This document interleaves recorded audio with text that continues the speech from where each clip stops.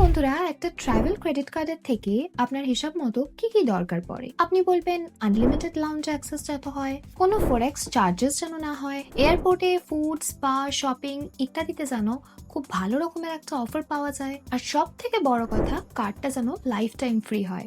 তো আপনি বলবেন যে হ্যাঁ ভাই, এটা তো নো ব্রেনার কার্ড, কে না চাইবে এমন একটা কার্ড। টেকনিক্যালি স্কেপিয়া ক্রেডিট কার্ড আপনাকে এই সমস্ত কিছু অফার করে, আর সাথে সাথে কিন্তু একটা খুব ভালো অ্যাপ এক্সপিরিয়েন্সও আপনাকে দেয়। কিন্তু যেমন কি আপনারা জানেন যে এই চ্যানেলে কিন্তু আমরা সেই সমস্ত জিনিসকে সেইভাবেই দেখাই যেটা আসলে, আর এই কার্ডের মধ্যে কিন্তু এমন কিছু জিনিস আছে যেটা প্রয়োজনের থেকেও অনেক বেশি। এই ভিডিওতে স্কেপিয়া ক্রেডিট কার্ডের সমস্ত ফিচার্স, রিওয়ার্ডস, অ্যাডভান্টেজেস, এমনকি ডিসঅ্যাডভান্টেজেস সমস্ত কিছুকে একদম ডিটেলসে আলোচনা করব। আর শেষে আমরা এটাও বলবো যে কার্ডটা কার নেওয়া উচিত আর কার একদম না। আর হ্যাঁ, এটা কিন্তু কোনো পেড ভিডিও নয়, আপনি কিন্তু ডিসক্রিপশনে কোনো অ্যাফিলিয়েট লিঙ্ক ইত্যাদি কিছুই পাবেন না। এটা কিন্তু আমার 100% অনেস্ট ওপিনিয়ন। তাহলে চলুন প্রথমে এই কার্ডটার কিছুটা ব্যাকগ্রাউন্ডে দেখে নিই। স্কেপিয়া কার্ড 2023-এ ফেডারেল ব্যাংকের সাথে কোলাবোরেশনে কিন্তু লঞ্চ করেছে, আর লঞ্চ হওয়ার সাথে সাথেই কিন্তু এই কার্ডটার খুবই ডিমান্ড হয়েছে। কিন্তু যখনই এই কার্ডটা পপুলার হতে শুরু করলো, মার্চ 2024-এ স্কেপিয়া কার্ডটার নতুন ইউজার্সদের অনবোর্ডিংটা বন্ধ করে দিল। এবার কেন?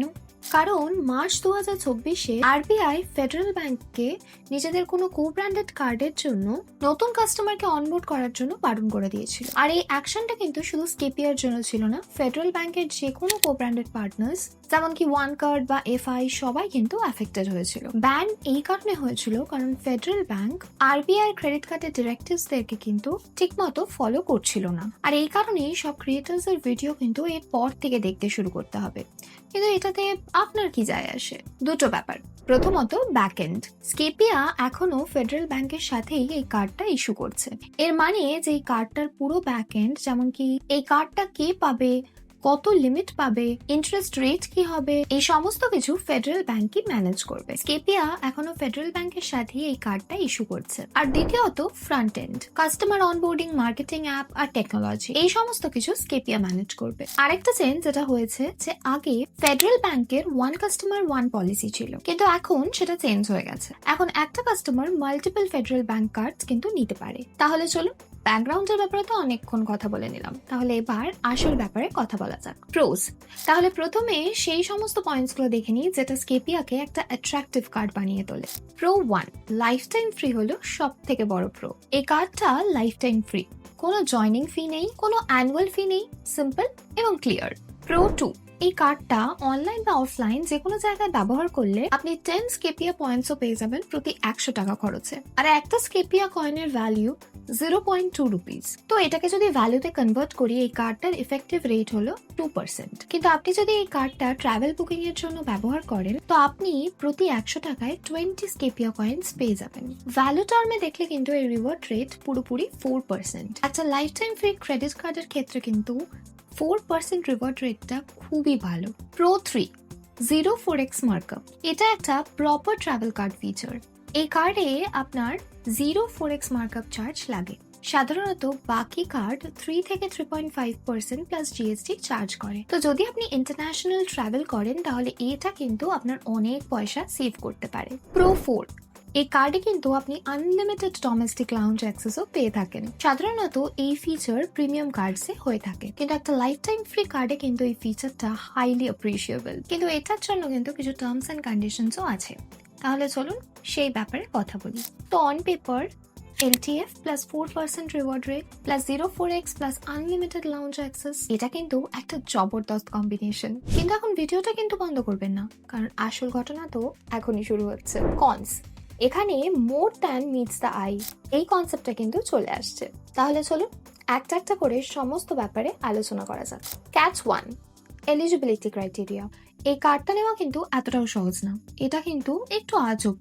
The federal bank rule. সব থেকে প্রথমে যদি আপনি ফেডারেল ব্যাংকের এক্সিস্টিং কাস্টমার হন এবং আপনার যদি ফেডারেল ব্যাংকের কোনো ক্রেডিট কার্ড থেকে থাকে বা কোনো পার্সোনাল লোন চলছে, তাহলে কিন্তু আপনি এই স্কেপিয়া কার্ডের জন্য এলিজিবল নন। আমি জানি এটা আজব, কারণ ফেডারেল ব্যাংক অলরেডি তাদের ওয়ান কার্ডের পলিসিটাকে চেঞ্জ করে দিয়েছে। আমি জানি না যে এটা এখনো কেন এই ক্রাইটেরিয়াটা রয়েছে। Number 2, age rule.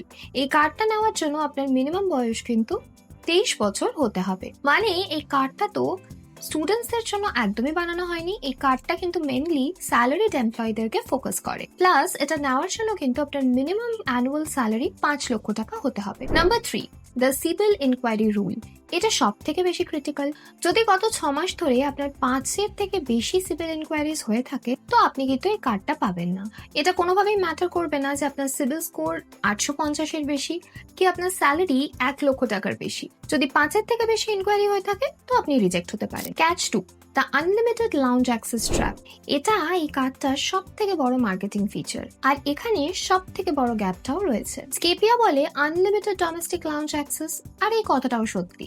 40 থেকে 50টা সিটিতে কিন্তু এই লাউঞ্জ অ্যাক্সেসটা পাওয়া যায়। মুম্বাই বা দিল্লিতে মাল্টিপল লাউঞ্জ অ্যাক্সেস আছে, কিন্তু এই অ্যাক্সেসটা কিন্তু কন্ডিশনাল। কন্ডিশন 1, আপনাকে প্রতি মাসে মিনিমাম 10,000 টাকা খরচ করতে হবে। অনেস্টলি যে টিজিকে এই কার্ডটা কেটার করছে, ওনার জন্য কিন্তু 10 থেকে 15,000 টাকা মাসিক খরচার এক্সপেকটেশন করাটা একেবারেই জাস্টিফাইড নয়। আপনি নিজেই ভাবুন যে যার স্যালারি 6 লক্ষ টাকা, তার জন্য কি তার স্কেপিয়া ক্রেডিট কার্ডে 10 থেকে 15,000 টাকা মাসে খরচা করা সম্ভব? কন্ডিশন 2, এটা হলো ওয়েটিং পিরিয়ড। ধরে নিন আপনার বিলিং সাইকেল 1 অক্টোবর থেকে 31 অক্টোবর। আপনি অক্টোবরে 10,000 খরচা করে দিয়েছেন, তো আপনি লাউঞ্জ অ্যাক্সেসটা কবে পাবেন? 1 নভেম্বরে। কিন্তু না, অ্যাক্সেসটা আপনার বিলিং ডেটের 3 থেকে 5টা ওয়ার্কিং ডের পরই কিন্তু এনেবল হবে। তো যদি আপনার 1 নভেম্বরে ফ্লাইট থাকে, তাহলে আপনার অ্যাক্সেসটা আনলকই হবে না। তো বন্ধুরা, এটা কিন্তু বেশ অনেকটাই রেস্ট্রিকটিভ রুল।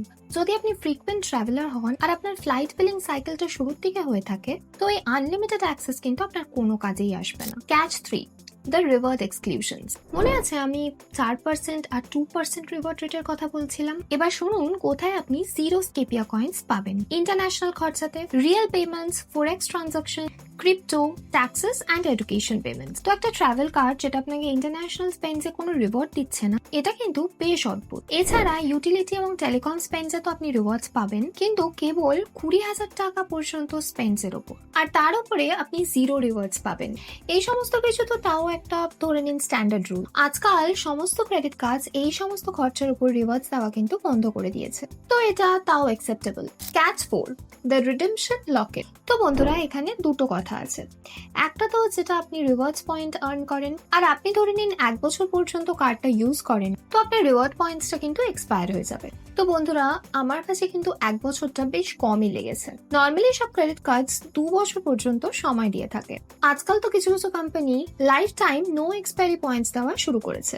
সেকেন্ড পয়েন্ট হলো, আপনি যে স্কেপিয়া পয়েন্টসটা আর্ন করবেন, সেটা আপনি স্কেপিয়া অ্যাপের দ্বারাই ইউজ করতে পারবেন ট্রাভেল বুকিং এর জন্য। আপনি এই কয়েন্স গুলো কিন্তু ক্যাশে কনভার্ট করতে পারবেন না, বা অ্যামাজন ভাউচারও নিতে পারবেন না। আপনি কিন্তু তাদের ইকোসিস্টেমে লকড।